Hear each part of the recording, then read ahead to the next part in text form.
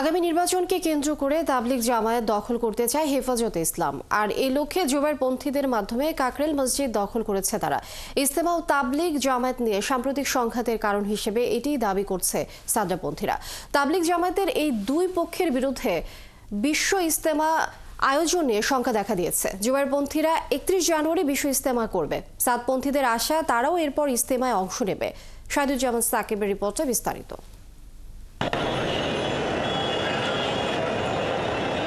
বিশ্ব ইজতেমাকে ঘিরে বাংলাদেশের তাবলিগ জামায়াতের দুই পক্ষের বিরোধ এখন চরমে। গত ১৭ ডিসেম্বর টঙ্গী ময়দানে সংঘর্ষ ও হতাহতের ঘটনার পর নির্ধারিত সময়ে বিশ্ব ইজতেমা আয়োজন নিয়ে সৃষ্টি হয়েছে অনিশ্চয়তা। টঙ্গীতে সংঘর্ষে মৃত্যুর ঘটনায় সাদপন্থীদের দায়ী করে তাদের নিষিদ্ধ করার দাবি জানিয়েছে মাওলানা জুবাইরের অনুসারীরা।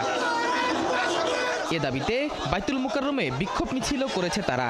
তাবলিগ জামায়াতের মূল কেন্দ্র কাকরাইল মসজিদে সাদপন্থীদের নিষিদ্ধ করেছে জুবাইরপন্থীরা। মাওলানা সাদ অনুসারীদের অভিযোগ, আগামী নির্বাচনকে কেন্দ্র করে তাবলিগ জামায়াত দখলের চেষ্টা করছে হেফাজতে ইসলাম। তারা এই কাজে জুবাইরপন্থীদের মদদ দিচ্ছে। ওনারা চাইতেছে বাংলাদেশের এই ইজতেমাটা ওনারা দখলে নেক, এত বড় একটা লোক।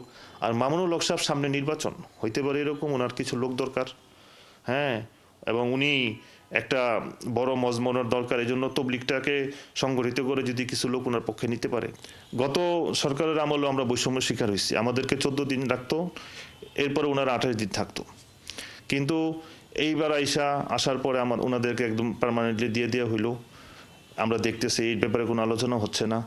আসলে হেফাজত ইসলামের যিনি আছে মামুনুল হক সাহেব, উনি চাইতেছে মনে হয় এটা যে হেফাজতের একটা কার্যালয় এবং রাজনৈতিক একটা কার্যালয় এই কাকরাইলকে বানানোর জন্য।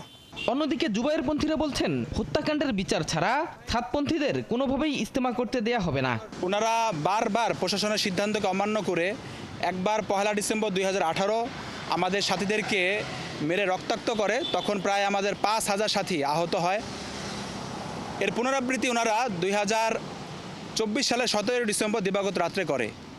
তখনও আমাদের প্রায় 3 জন সাথী শহীদ হন এবং শতাধিক সাথী আহত অবস্থায় এখনও হাসপাতালে চিকিৎসাধীন অবস্থায় আছেন। হযরত উলামায়ে কেরামের পক্ষ থেকে যে জিনিসটা বলা হয়েছে সেটা হলো, এর তো একটা যথোপযুক্ত বিচার হওয়া দরকার এবং এর সঠিক বিচার হবে তাদেরকে নিষিদ্ধ করা হোক। তবে দুপক্ষই তাবলিগ জামায়াতের সংঘাত ও বিভেদ নিরসনে সরকারের হস্তক্ষেপ চেয়েছে। আমার মনে হয় এটা খুব সহজে সমাধান হয়ে যাবে। সরকার বৈষম্য দূর করুক। আশা করি ইনশাআল্লাহ একটি সুন্দর সুষ্ঠু সিদ্ধান্ত প্রশাসনের পক্ষ থেকে আসবে। শাহিদুজ্জামান সাকিব, ৭১, ঢাকা।